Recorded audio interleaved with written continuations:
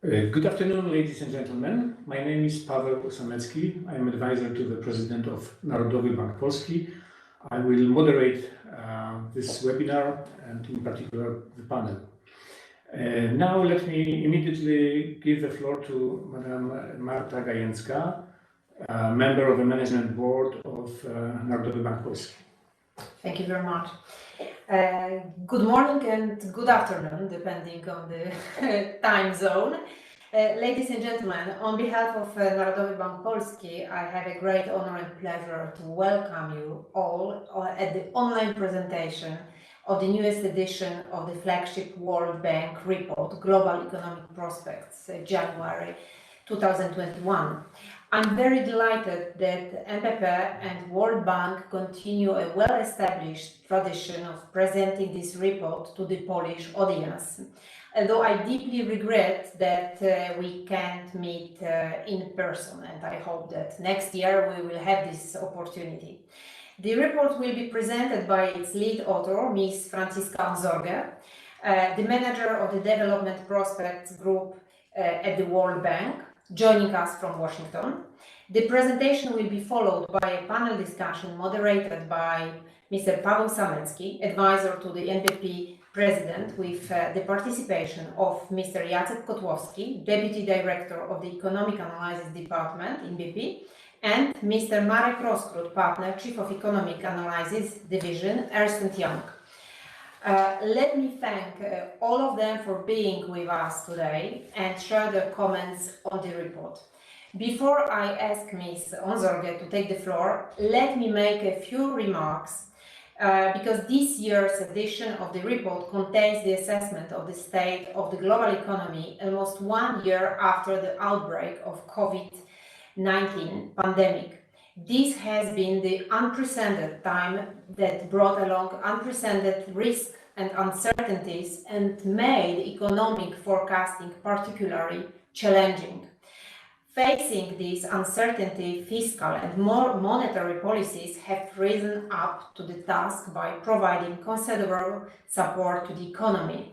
In Poland, Central Bank has substantially eased its monetary policy, mainly by cutting its interest rates and launching asset purchase program.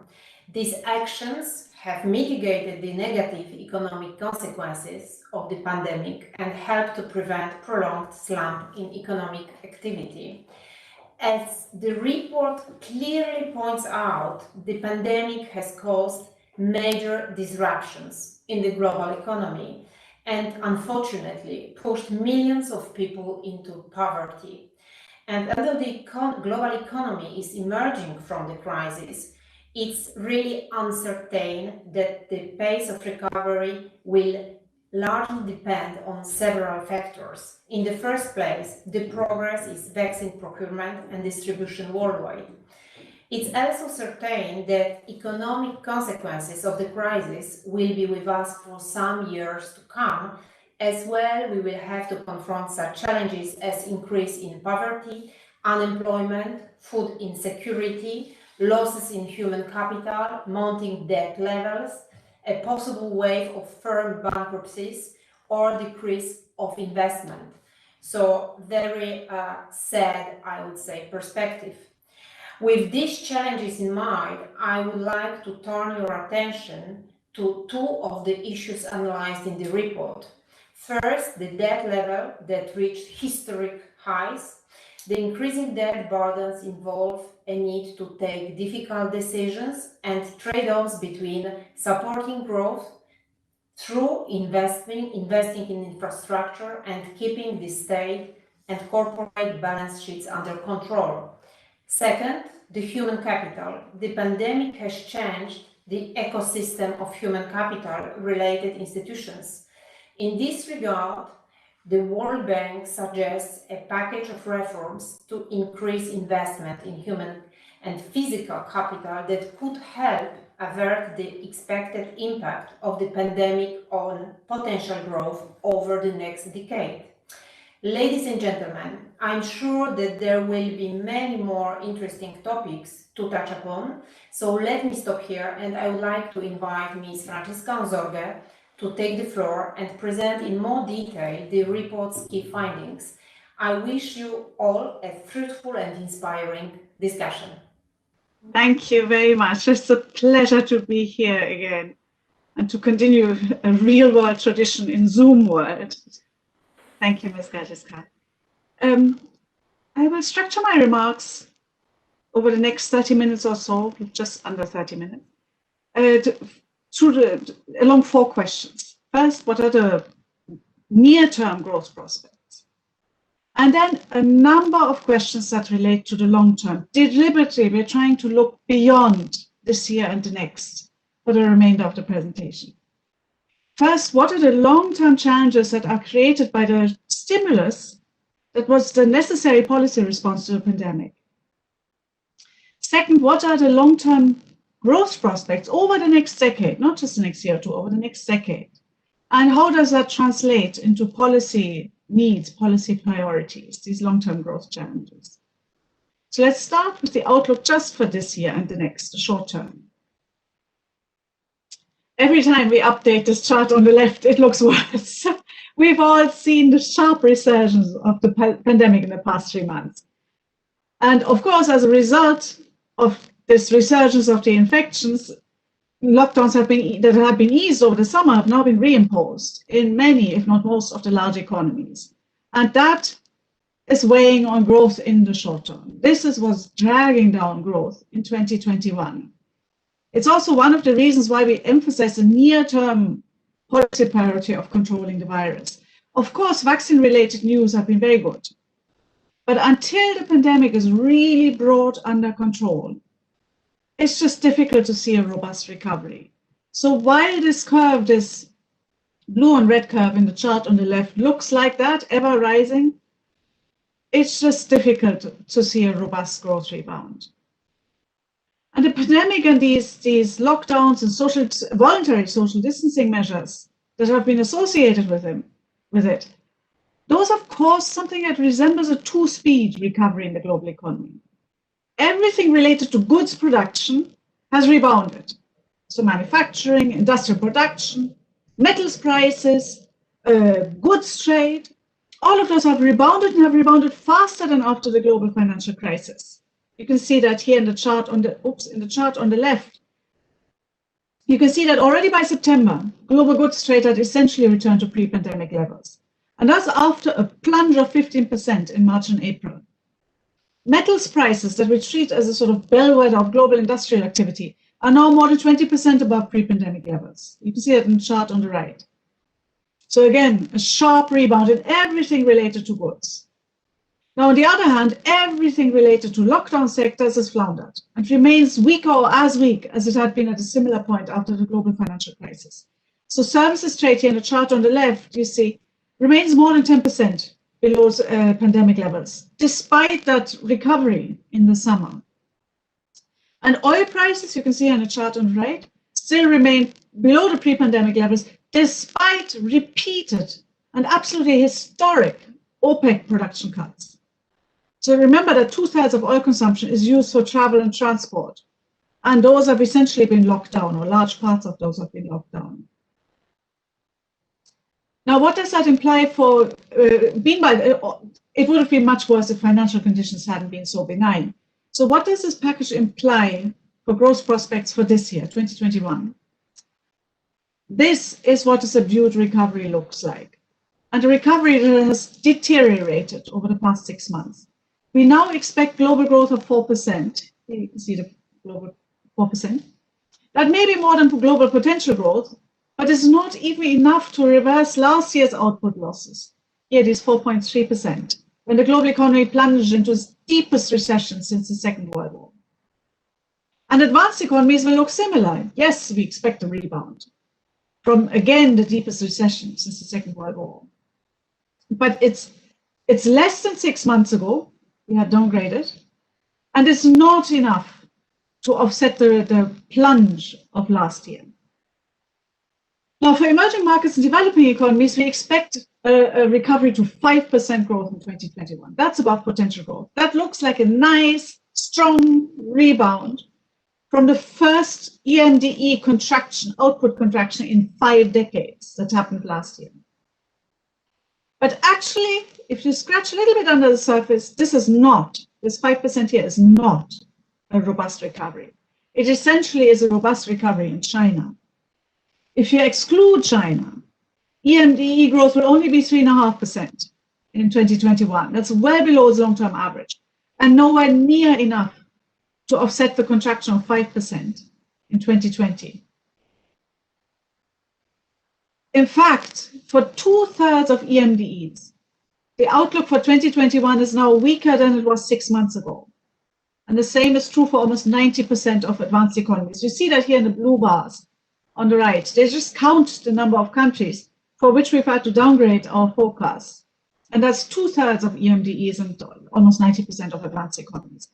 And bear in mind that even in June, our forecasts were well below those of many other forecasters. And the ECA region was no exception in this. You can see here that across the board, there have been downgrades in the ECA region. And perhaps the weakest growth is likely to happen in Eastern Europe, where there's heavy geopolitical tensions and anyways, headwinds. Whereas Central Europe, the red bars here, is likely to rebound a bit faster, but not enough to undo the contraction of last year. Now, one of the reasons for the heavy economic damage of the pandemic are the sharp investment losses we saw last year. Investment growth in EMDs other than China, China is always the exception here. Investment growth in EMDs other than China collapsed in 2020 by almost 11%. That's almost twice as much as during the global financial crisis. And it's not just that 1 year, it follows a decade of persistent, broad-based investment weakness. Now, of course, investment is projected to recover over the next 2 years. You can see it here. But that recovery will not be sufficient to fully reverse the losses during 2020. You see, even by 2022 here, investment levels will still be below 2019 levels. And that will have lasting consequences, and we'll return to this. Now, even with the subdued outlook, the risks in our view are tilted to the downside. Some of them could derail the short-term recovery, and some of them could cause a lost decade of growth. I won't read you the list, it's a long list of risks, but I just want to point out to you the things that have changed over the past 6 months. 6 months ago, the world was worried about vaccine discovery.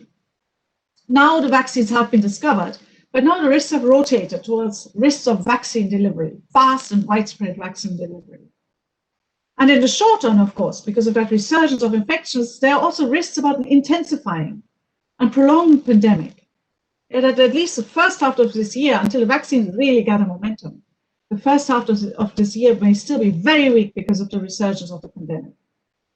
Now, on the other hand, there is a bit of good news. The urgent risks of trade tensions that were there still a year ago, half a year ago, those have receded. And the risks of another commodity price plunge have also receded.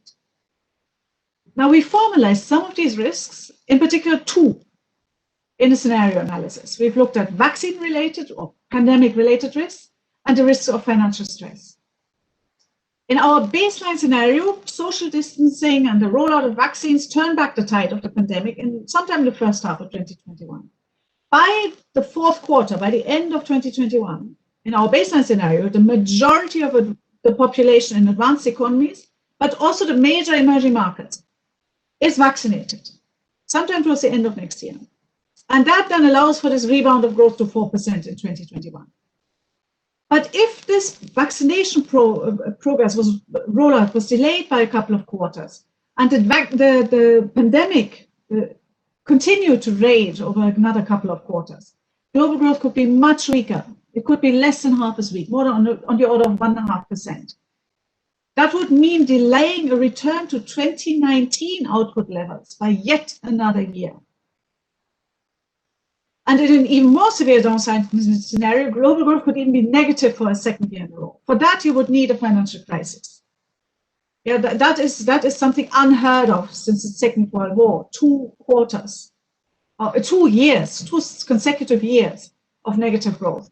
For that, you would need a severe financial crisis that would have to be triggered by bankruptcies, perhaps a wave of bankruptcies, overwhelming bank balance sheets, that overwhelms monetary policymakers' ability to calm financial markets. Of course, there is the possibility of an upside. So we are monitoring very carefully. Which path of the pandemic are we currently on? Are we perhaps moving into the upside if the vaccine rollout really accelerates now in all the major advanced economies? And then growth could be a little higher, more on the order of 5% instead of 4%.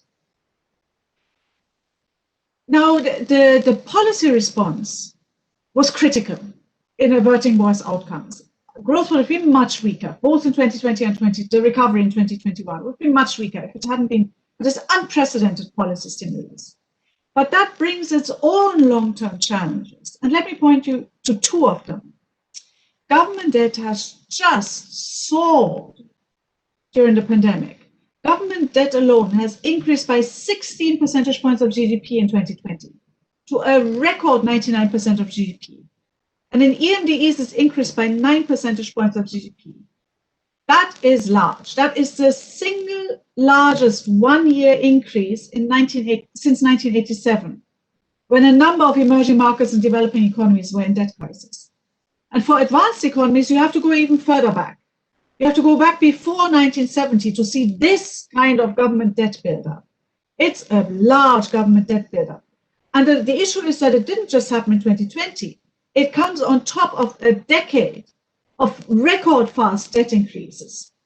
You may remember from last year that we spoke about these 4 waves of global debt since 1970.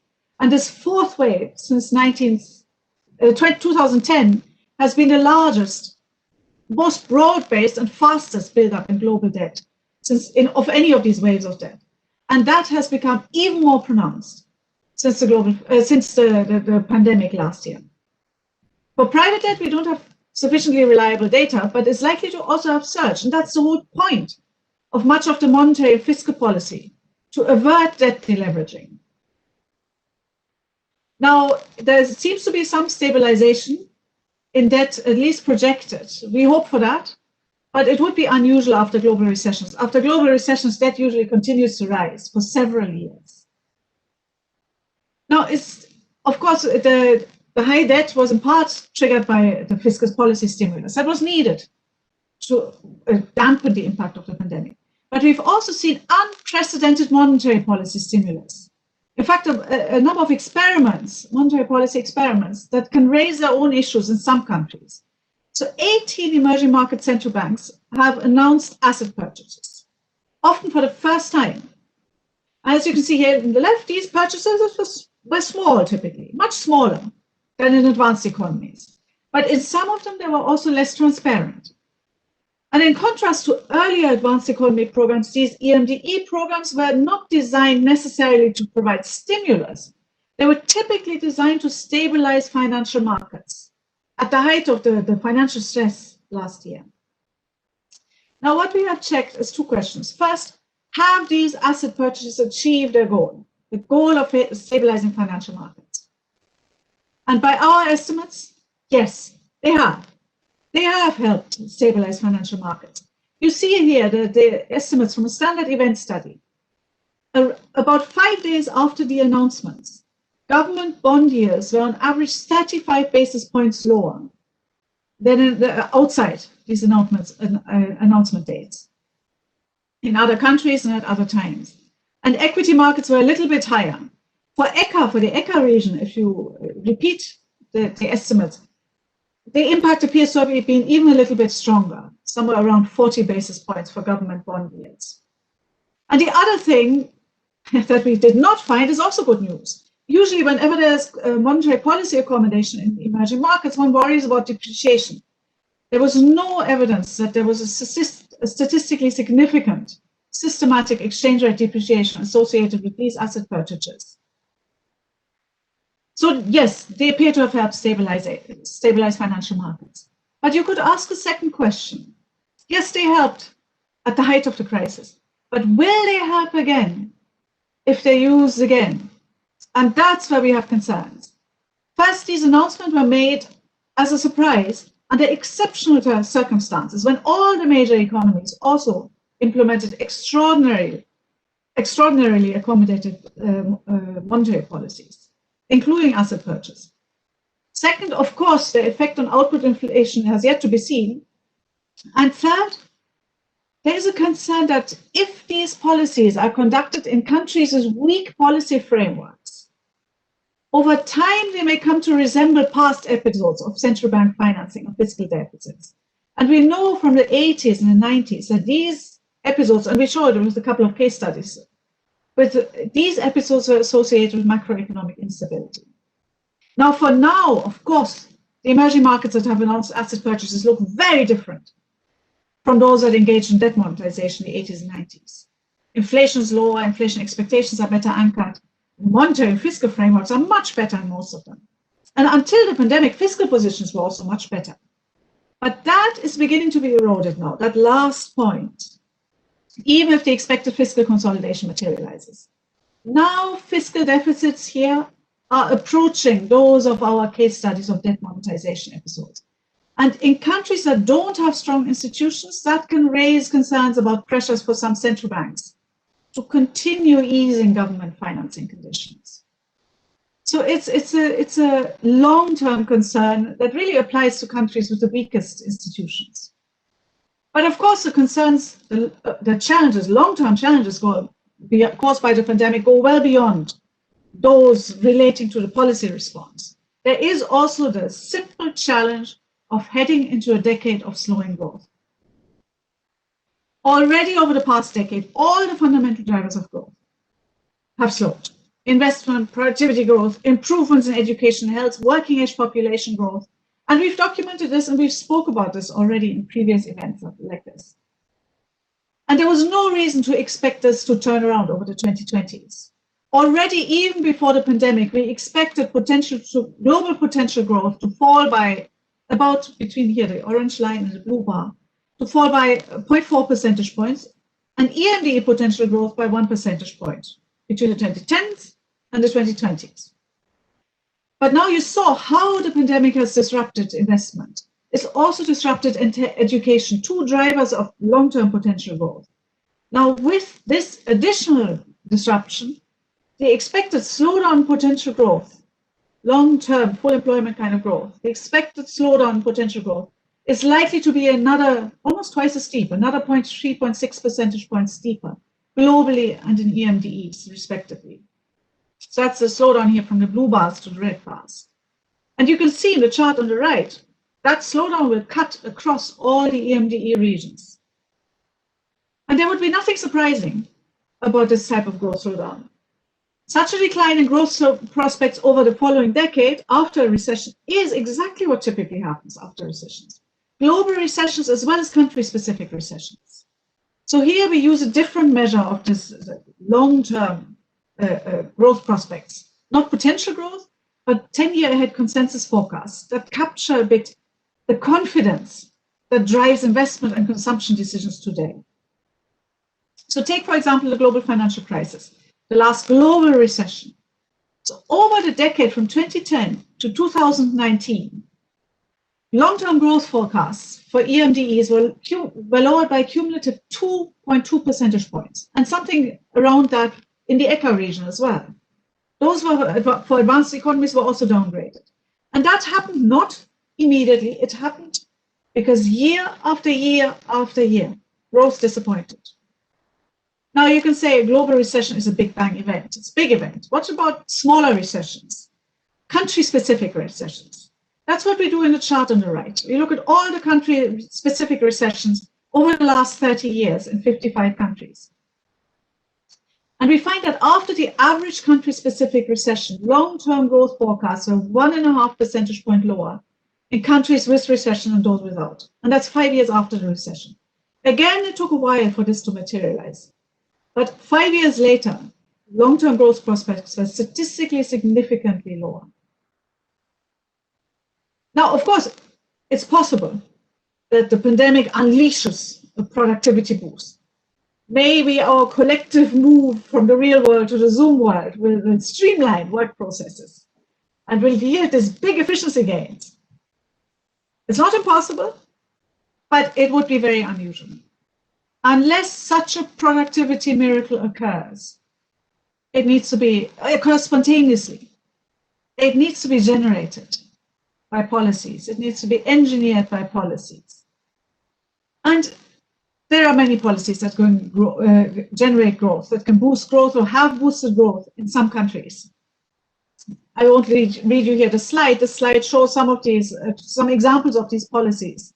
What we did for this study is conduct a thorough literature review of any study that has established a link between these standard policy, growth boosting policy recommendations and either output growth or productivity growth. And there are really two types of policies, policy priority now. First, for just about every country in the world, the policy priority at the moment is to control the pandemic. That means vaccine rollout, that means whatever else it takes to control the spread of the pandemic.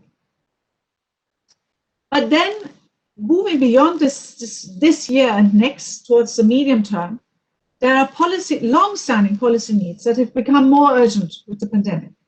And those are much more country-specific. For example, these include policies that can boost, that can speed up the recovery that is now finally getting underway.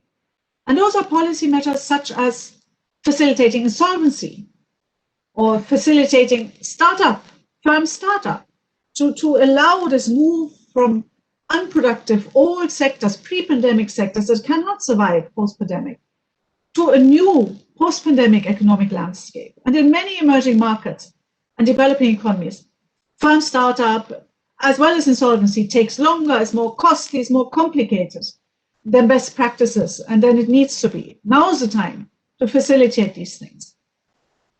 Another policy priority that has really come out of the crisis is the need to boost private investment. And those are, it depends again on the countries, those are again governance and business climate reforms.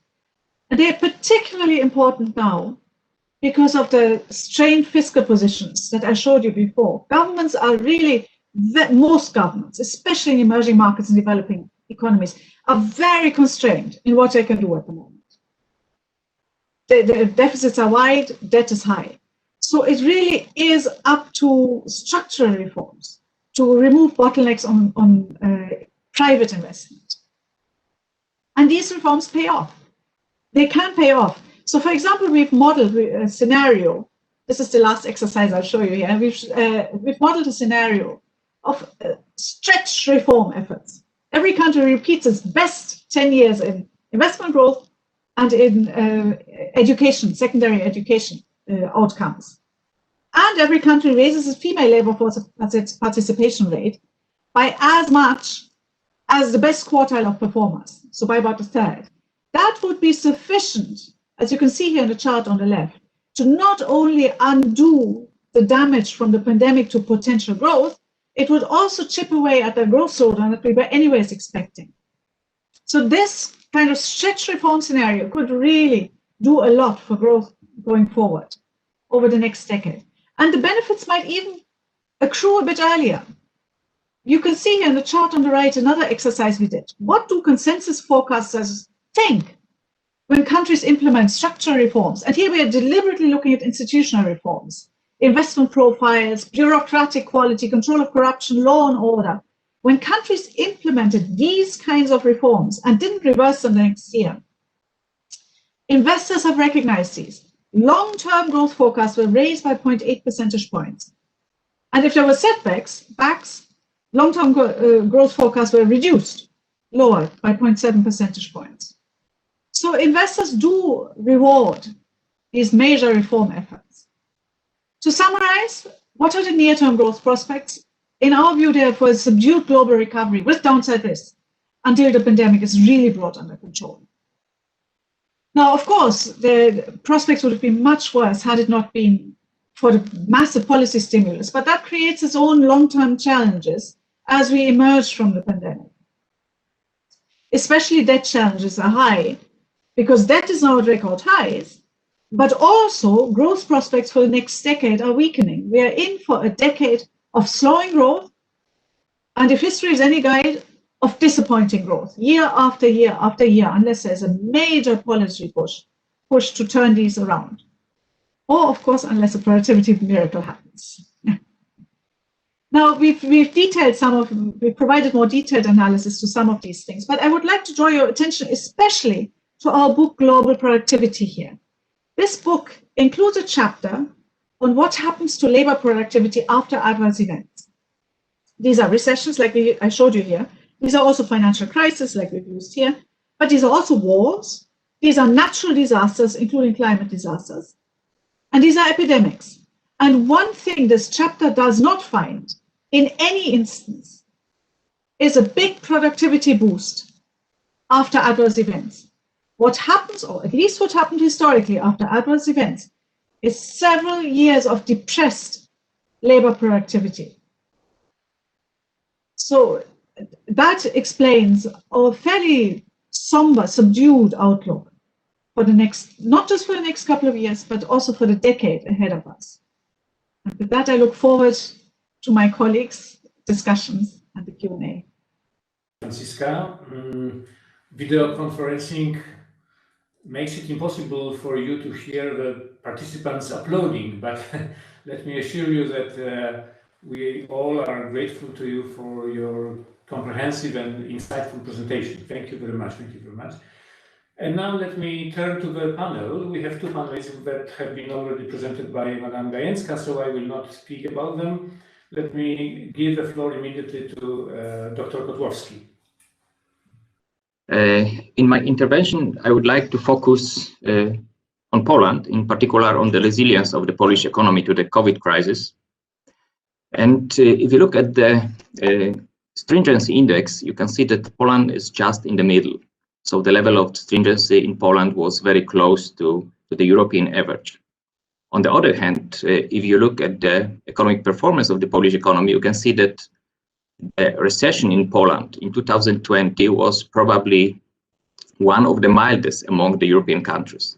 And we tried to identify factors which contributed to this relatively good performance of the Polish economy.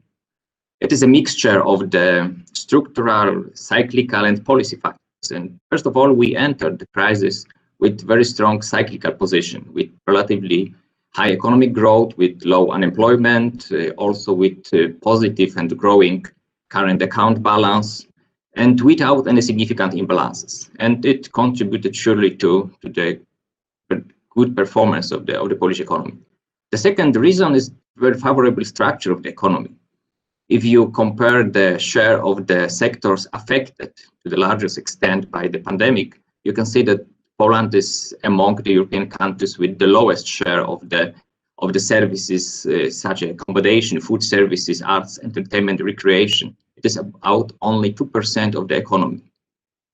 And we also benefited a lot from our diversified and cheap export. I will focus on this topic later on, but what was probably the most important, it was that the governments and the central banks did their homework from the previous crisis, and we had a very prompt, considerable fiscal response to the crisis, which was supported by the monetary policy measures. And last but not least, it was very quick adaptation of economic entities to the new environment. It was in particular visible in the second wave of the pandemic in autumn, when the number of active cases was significantly larger than in the first phase, but the economic performance was significantly better. And let me move to the export. The export rebounded very fast, and probably thanks to three reasons. The first one is high price cost competitiveness of Polish exporters. If you compare the hourly labor cost, or even the hourly labor cost corrected for the productivity, Poland is still among the cheapest European countries. Secondly, our export is strongly diversified. It is not the monoculture oriented on the, for example, automotive industry, but we have very high share of very different consumption goods. Non-durable goods, durable goods, but also we export a lot of intermediate goods which are used for the production of the consumption goods and exported further. If you look at the chart on the right-hand side, you can see that the share of the consumption demand-driven export, so it is the export which is driven by the final consumption demand, the share is the highest in the region and significantly higher than in Germany, for example. It is about 60%. On the other hand, the share of the investment demand-driven export is only 30%. This crisis is different than the previous ones. It means that the crisis affected also the services and also the consumption goods.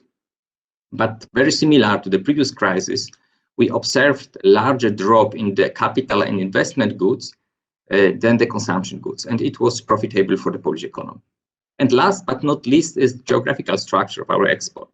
So the Polish economy is strongly linked to the German economy. If you look at the gross export, about 25% of our export is the export located in Germany. If you look at the final demand, it is still 20%. And because of German economy performed quite well during the crisis, also supported by the fiscal policy, then the Polish economy also benefited from that. But probably what is the most important, it was the very large-scale fiscal policy response to the COVID crisis. Just after the onset of the crisis, the government implemented so-called anti-crisis shield. And the anti-crisis shield was aimed to maintain the employment and also to prevent the micro, small and medium-sized companies against the bankruptcy.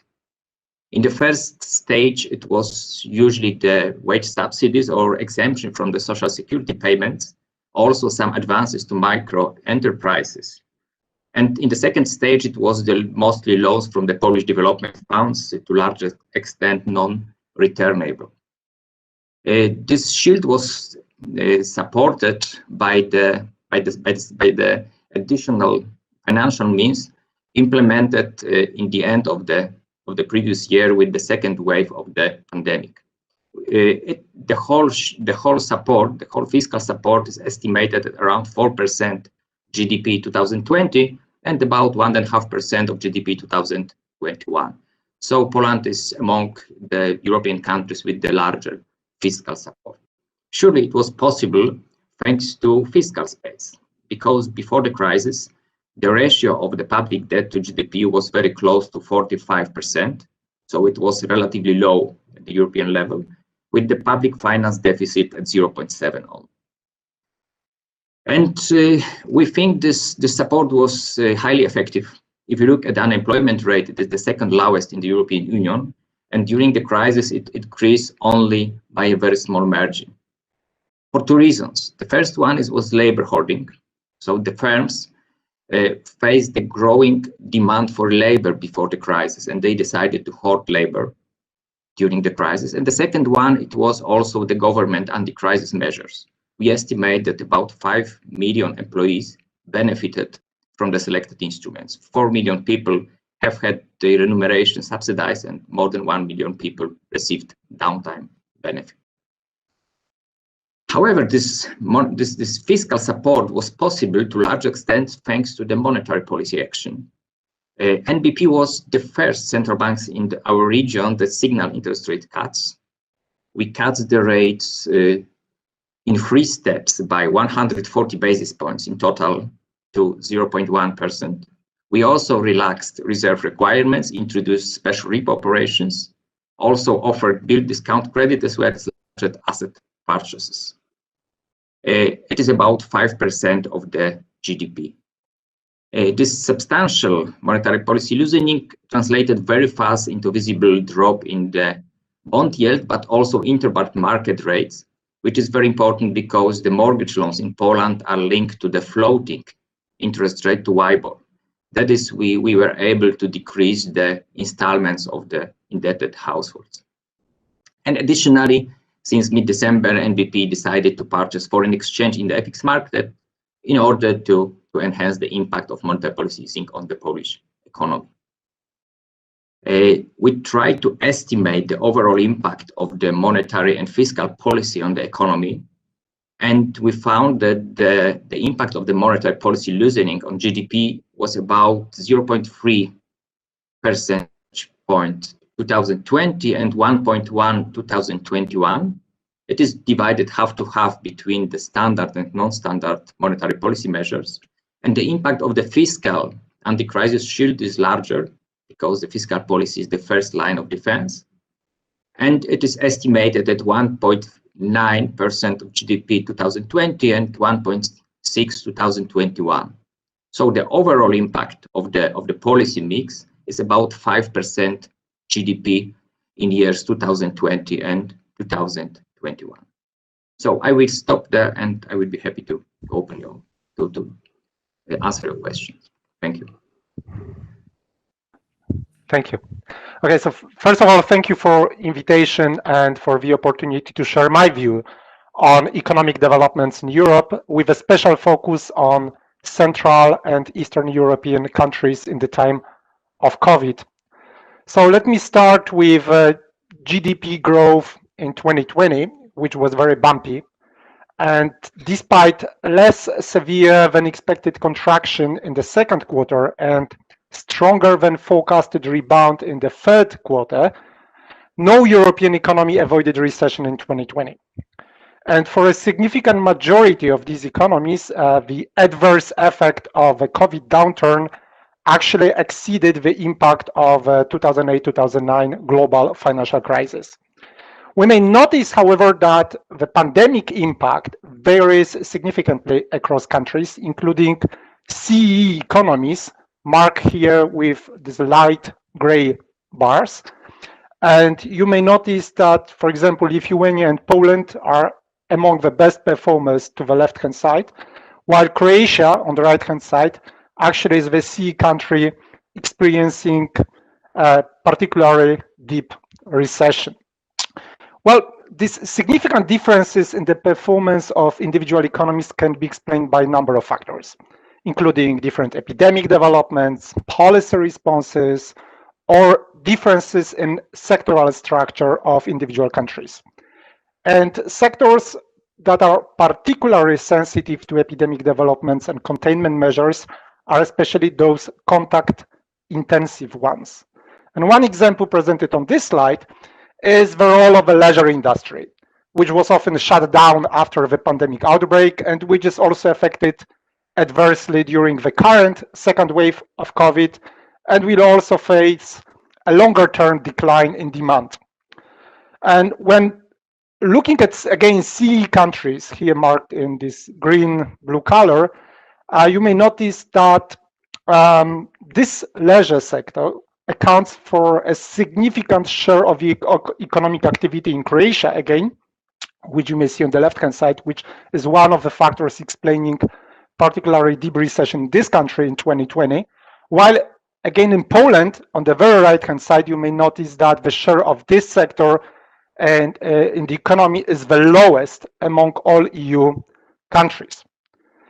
And due to the depth and duration of the second and potential third wave of COVID-19, the pandemic unfortunately will be more protracted than many institutions previously assumed.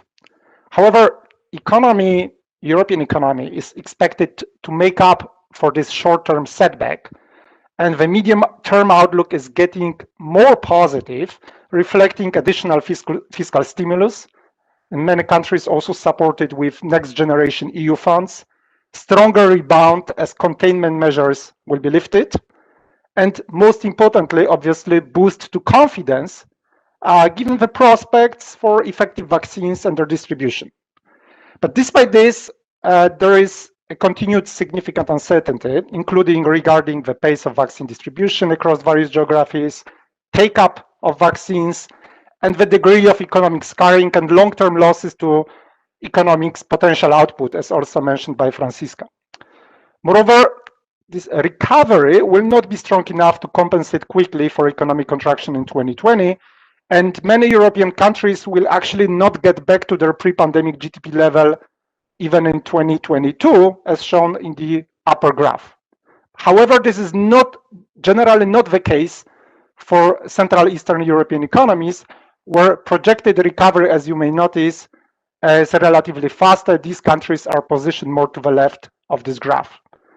And if we go back to the global financial crisis downturn and the following recovery period, as shown below, you may also notice that the economic performance at that time varied more significantly across CEE countries, in particular with Baltic countries suffering the most at that time, as shown on the right-hand side of this graph. However, still we may distinguish the Polish economy here, which actually was the best performer during the previous crisis and is also forecasted to be among top performers during the COVID downturn, which is illustrated in the upper part of this slide. But still, if we compare the current forecast for GDP growth with forecasts published in the pre-pandemic period, we find that downward revisions of this forecast has been particularly strong for CEE countries, indicating an adverse impact of the COVID crisis on these economies. So you see these revisions here, and you see now these light gray bars more to the right-hand side of this graph. An important factor also discussed by Franziska is that affects economic performance and the economic outlook is continuously expansionary fiscal policy during this period in many countries, including CEE countries. And while this stimulus will be reduced in 2021, when compared to unprecedented fiscal measures adopted in 2020, the policy support still will remain stronger than, again, many institutions previously assumed in their projections, including new measures adopted for the introduction as of this year. Again, mostly in response to a protracted pandemic that almost all countries experience. But the downside of these rescue packages is that they will result in huge public finance deterioration and record high government debts, as also illustrated here.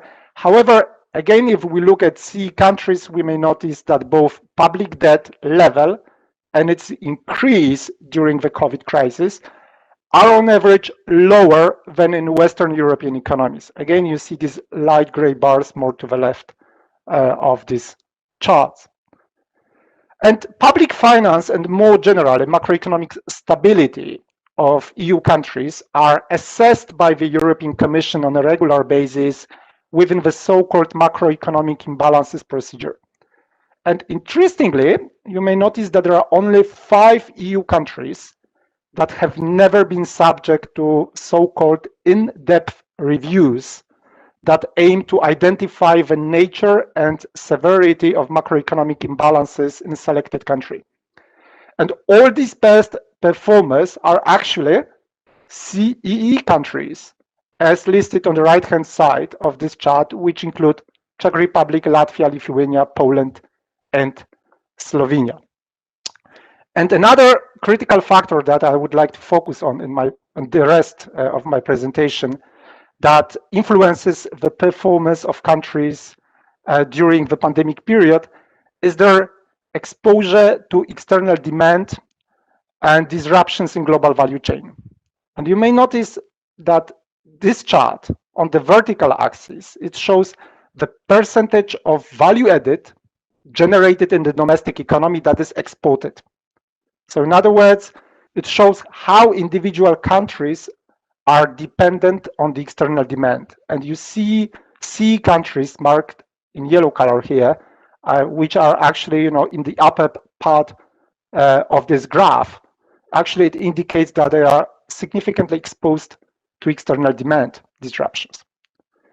And you may also notice that US economy, despite being the second biggest exporter in the world, is relatively less exposed to external demand because of the size of its domestic market. Again, it stays in stark contrast with European and especially with CEE economies. And the horizontal axis here, in turn, shows what percentage of domestic production is based on inputs created abroad. And in other words, it shows to what extent a given country is exposed to supply chain disruptions. And importantly, these disruptions were very severe after first lockdowns in the spring were introduced during the early stage of the pandemic. At that time, as we know, many factories were shut down, manufacturing production was impacted by international disturbances along the supply chain. But this is no longer the case, at least not to the same extent as experienced during the spring, because during the second wave of COVID, actually policy responses are now different, and global value chains now prove to be more resilient. So actually manufacturing is no longer that heavily impacted by the COVID crisis during the second wave. And very importantly, here we may notice that over the last decade, the role of exports in CEE countries have significantly increased, as illustrated by the change in the share of domestic value added that is absorbed abroad. You see this change over the previous decade in the bottom part of the slide. So you see that, and it was a significant increase in the share of domestic value added produced that is actually exported and is absorbed abroad. So as a result, in the upper part, in the upper chart, you may notice that in every CEE country, more than 30% of their value added is now exported. And actually, for most of them, this ratio even exceeds the level of 40%. So CEE countries are among most integrated economies into global value chains. And we should also be aware of the fact that, for example, US and China are actually much more important markets for CEE economies than data on direct exports of these countries might suggest, might indicate. And this is due to the fact that a large share of exports of CEE countries reaches US and Chinese markets indirectly through other countries. Jacek also mentioned the role of Germany in this case. So where exports of CEE countries is processed and further re-exported, in this case to US and China to a large extent. So as a result, CEE economies may also greatly benefit from a fast growth in China and potentially stronger recovery also in the US after another significant fiscal package has been introduced in that country. And to illustrate the importance of this exported value added for CEE countries, here we show just one example of Poland and contribution of exported value added to economic growth in Poland. And the analysis actually shows that the growth in exported value added accounted for almost 2/3 of the GDP growth in Poland between 2009 and 2019. So in fact, what we find, and this is actually illustrated by these gray bars on this chart shows the contribution of exported value added to economic growth in Poland. So in fact, we find that role of exports is often underestimated, while the role of consumption is often overestimated in public debate on the sources of economic growth in many countries. So in particular, when you analyze GDP structure from, say, the traditional expenditure side, you miss information on the share of foreign value added included in goods and services purchased by consumers. And that should be distinguished to understand actually how decline in consumption affects domestic value added and to what extent it reduces imports. So as a result, we should pay a lot of attention to exports performance, which in Central and Eastern European countries has for many years grown much faster than in Western European economies, as shown on this chart. On the left-hand side, you see an index for exports in selected CEE countries compared on the right-hand side to Western European economies, and you see this exports performance has been much, much stronger in CEE countries.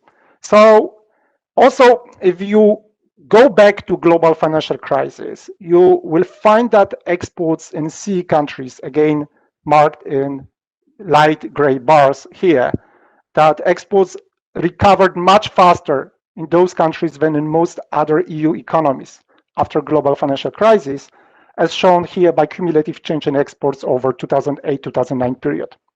So it's also worth to mention, as Jacek also discussed, that due to lower costs, but also export structure, in particular in Poland, many CEE economies managed to increase their share in foreign markets during the crisis periods, not least Poland, which allowed them, at least partly, to compensate for the contraction of global economic activity. And this is the last slide, just showing that not only current forecast, but also most recent track record suggests that this situation may also repeat during the time of COVID-19 crisis. And here on this slide, we may notice that after a sharp contraction in March, April, merchandise exports strongly rebounded, and in some CE countries, it already recovered to pre-pandemic levels. And also, as noted by the World Bank in the report, and Franziska discussed that, is that trade in goods recovered now much faster than during the global financial crisis. And since the nature of the current crisis is different, as it is associated with particularly sharp contraction in contact-intensive sectors, with much smaller trade intensity when compared to manufacturing. So it is good news for many export-oriented CE economies. However, for these more dependent on tourism, trade outlook unfortunately remains gloomy. So thank you. I stop here. Yes, okay. Yes, I can hear you. Dear Franziska, the question is whether you would like to add anything on top of what has been just presented, because you are also among the panelists. So if you would like to complement the statements by my colleagues, please go ahead. Thank you. Thank you. Yes, sorry, I just heard your question. I think that I see the themes emerging. So there is Jacek made the point about this tremendous policy stimulus that has supported growth, and it happened in Poland.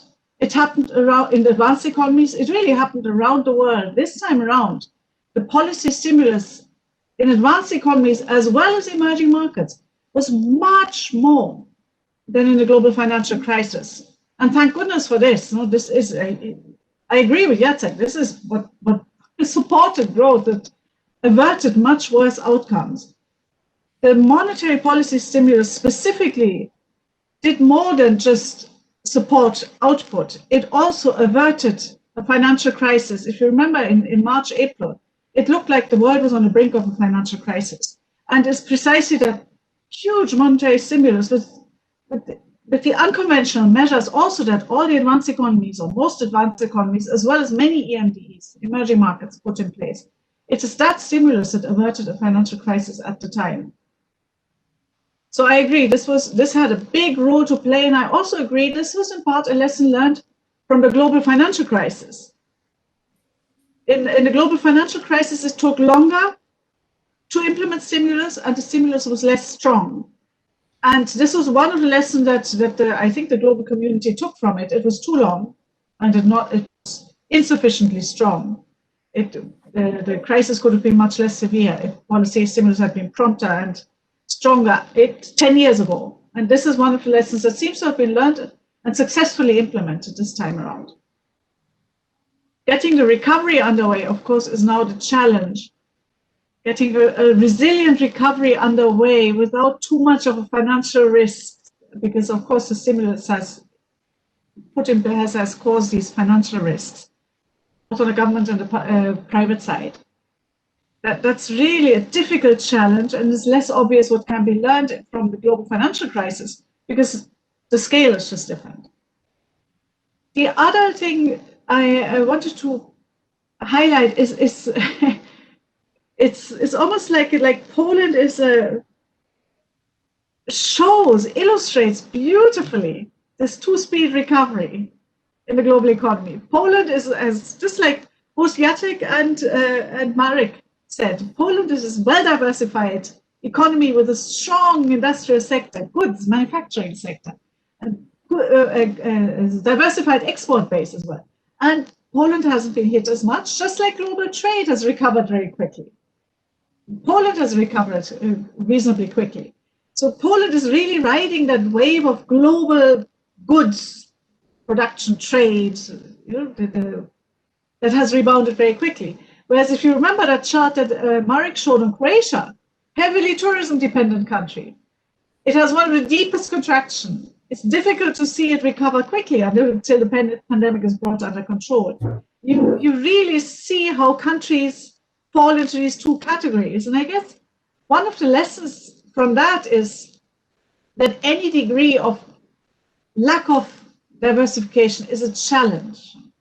So if countries now that are very heavily dependent on, for example, energy exports, or very heavily dependent on tourism, they will struggle to emerge from the recession. Whereas those that are well diversified, that happen to be currently, they happen to be in goods production, industrial production, they have stronger short-term prospects. So I agree with much what has been said. Thank you. Thank you for your comment. So we have had three perspectives: a global one from Franziska, Central European from Marek Roskut, and Poland specific from Jacek Kotłowski. Now we have a quarter of an hour for question and answers, and I hope that there will be some questions from the public, but honestly speaking, I can't see them. So do we have some? No questions so far. No questions so far. I have a question. In your presentation, Marek Roskut mentioned the significant importance of not only direct exports from Central Europe to other non-European countries, but also those type of indirect exports via global value chains going through Western Europe. But if as you mentioned,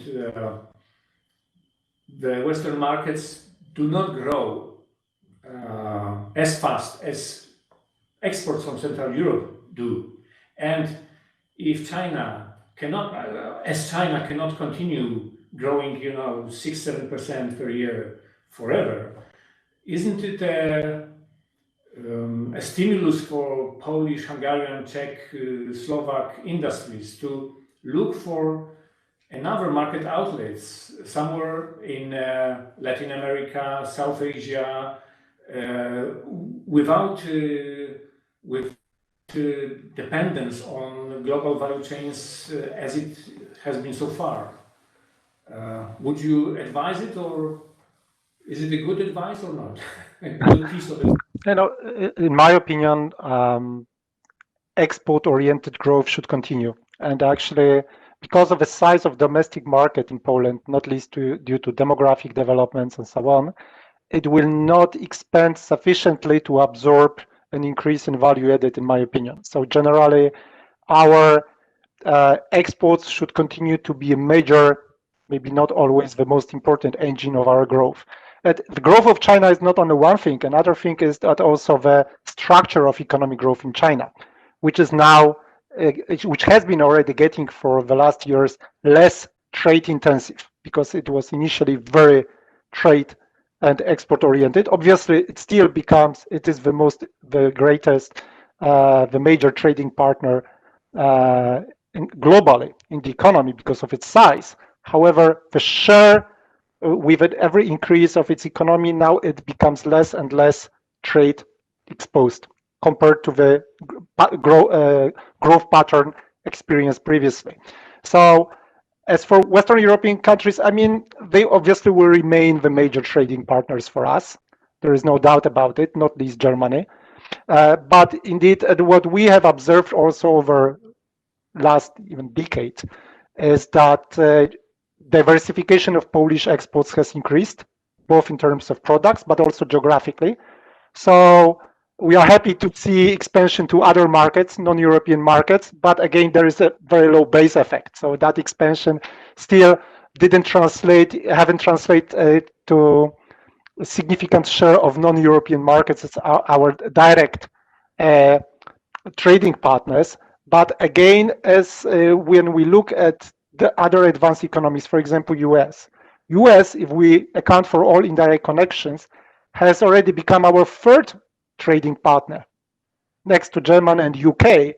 And it's quite possible, I believe, maybe that over the next 2-3 years, US market will actually become the second most important market where our goods and services exported are finally consumed and absorbed. But definitely other emerging markets that will grow fast in the coming decades should actually be the markets that we should target more and more intensively. But definitely also the challenge would be to increase value added. So enter, actually capture broader services, a broader range of value chain that would allow us to increase value added by entering more processed and providing more value added services and production processes, because we will no longer be able to the same extent for the years coming, forthcoming years, to benefit from cost competitiveness that we benefited from for many, many years till now. We will continue to do so, but to a lesser extent, because we'll be more and more exposed to international competition in that respect. May I just add something on this?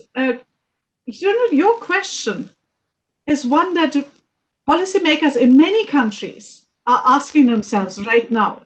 And it's not just because of the pandemic, it's these last 2-3 years of upheaval in global trade relations. This is for many a fantastic opportunity to integrate, to hook into a global trade landscape. But of course, some countries are well placed to do this. And like Marek says, Poland is well placed to do this. Other countries are not so well placed to do this. You need to have the foundation in order to be able to hook into these global value chains, whatever happens to them, how they, whichever way they're now reconfigured as the world finds this new post-pandemic equilibrium. So many countries simply don't have the transport infrastructure or the institutions, this reliability of policy to make it easier. But it's not just Poland that's looking abroad. It will have a lot of competitors looking at exactly the same question. And it's good to see that Poland is well placed in that competition. Thank you. Dr. Kotlowski. Yeah, if I may add something, that I fully agree with Franziska and Marek, and what is for me the main challenge for Poland is to first to improve our position in the global value chains, because the most profits come from research, development, and also marketing. So probably the country it's very often called the U-shape. And the countries which are just in the middle of the global value chains, unfortunately, Poland is still there. The profits are lower than in the beginning and in the end. So it is the huge challenge to improve our position, so to find the capital and to find the ideas to create our global value chains, or at least regional value chains.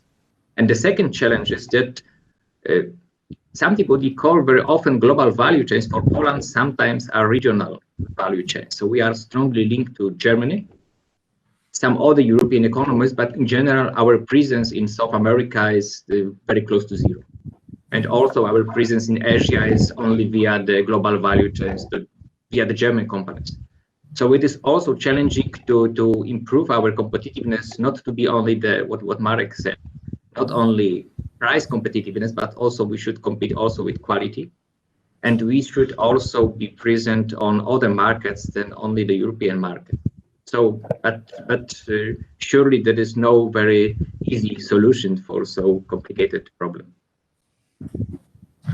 Yes. Well, any other comments? You may still exchange some views between you, because I don't see any questions from the public. If this is... I have a question for my co-panelists. So thank God we're all on this, slowly emerging from the recession pandemic. And the next year or two will probably bring a lot of upheaval, but there will be a gradual path to recovery. How do you see prospects beyond the next couple of years? Does that ring what we have seen in our econometric exercises, this decade of slowing growth and growth disappointments after recessions? Does that ring true? Does that ring true for Poland in particular and for the CE region, that there's a challenging decade ahead where things just will not be as easy as they were in the past decade? And we know already from the past decade that was not an easy one compared to the preceding one. What are your views on the longer term prospects for Poland and the region? So maybe Jacek Kotlowski will speak about Poland and Marek Roskut about Central Europe.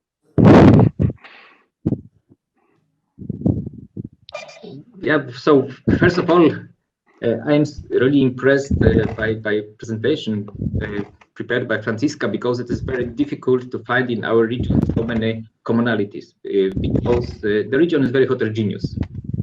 And if we think about the long-term growth, the answer is also very difficult, because on the one hand, we may have the impact of the digitalization, teleworking, the improvement in TFP due to this automation, and it should be pro-growth. So it should improve the long-term growth. On the other hand, we lost a lot of investments, and what Franziska and Marek shown, that probably we will not reach the pre-crisis level of investment until 2022. Still open question what happens with pandemic, because we can imagine that we will still have the restrictions on the economic and social life over the next 2 years, and then we will have the drop in the TFP. So the long-term growth is very, I would say the prospects are very unclear. But I think that in even longer perspective, we should probably continue the way we have chosen some years ago. So through the integration with the European Union and through the integration with the global trade. For Poland, we improved our presence in the global market. So despite of the fact that the European Union lost the global markets, Poland improved it. So we were able to increase our presence in the global trade via the global value chains, but also developing our export. It is not so easy because there are a lot of entry barriers in Asia, in China, in some other countries. But I think that through the integration, the economic integration within the global value chains, then it is one of the reasons how can we, I would say, improve the GDP per capita and how we can converge. Thank you. Yeah. As for maybe a mix of Polish and regional view. On the one hand, when we look at Polish companies, especially exporters, they have for many, many years actually surprised us on the upside side.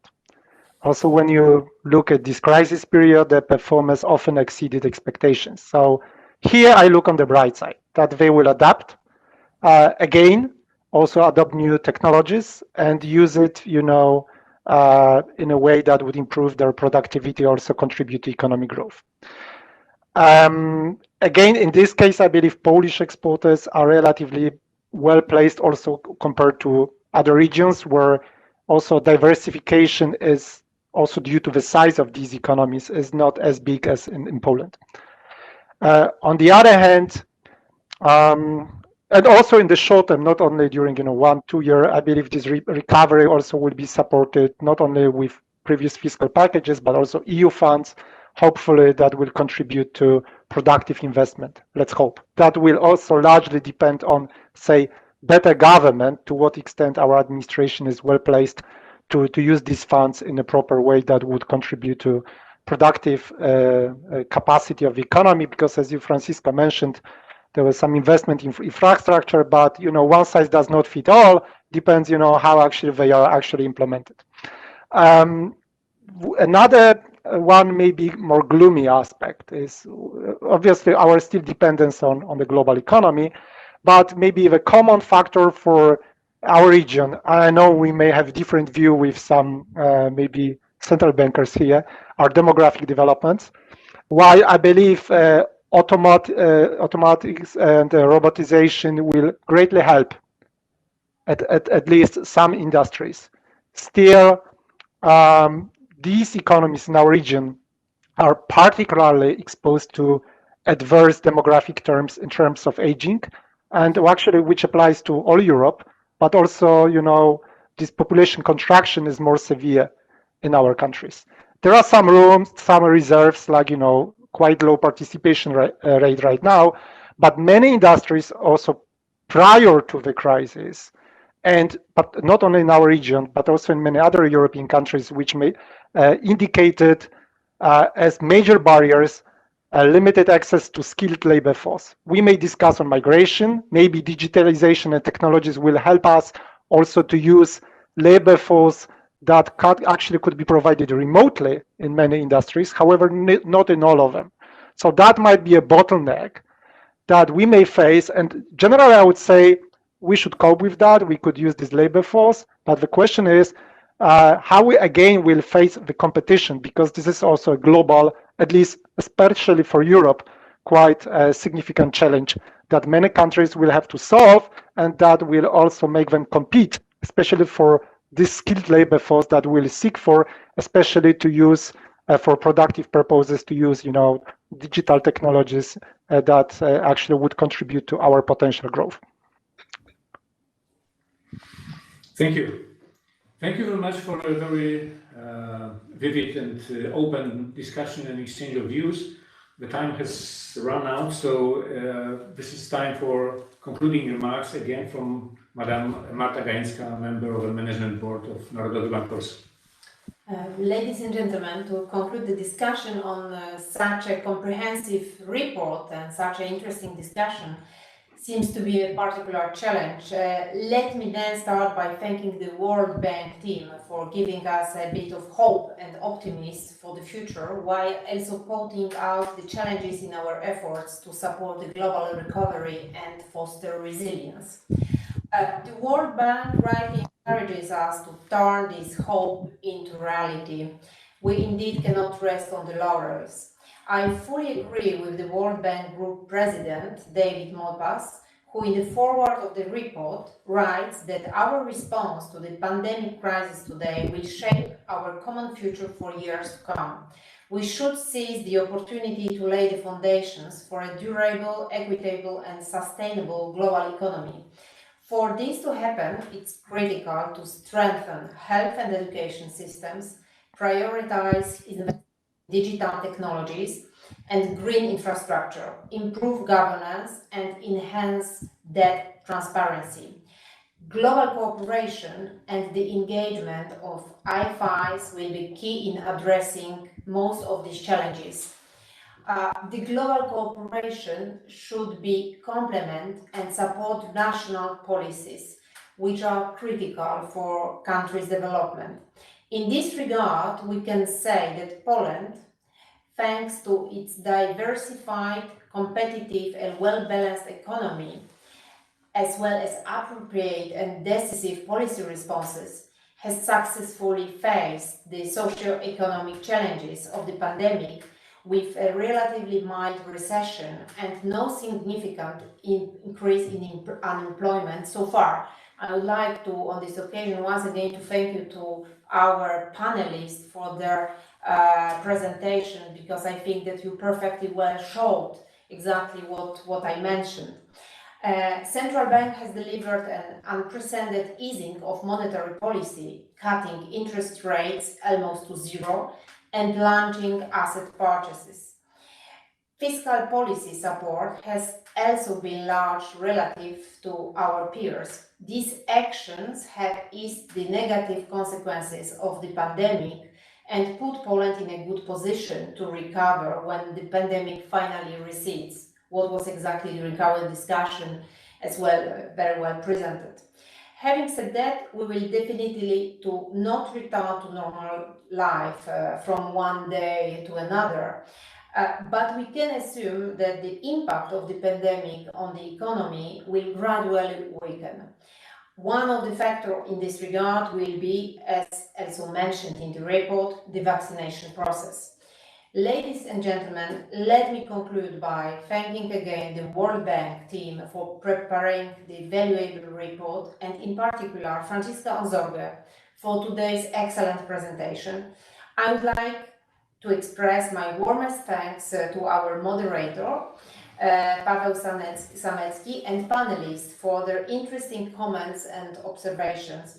I hope that the report's findings and recommendations will help decision makers take right, although sometimes unconventional, decisions during these uncertain times. I thank all of you for your attention, and I look forward to our next meeting. I hope we will meet in person. It would be my biggest wish. Thank you very much.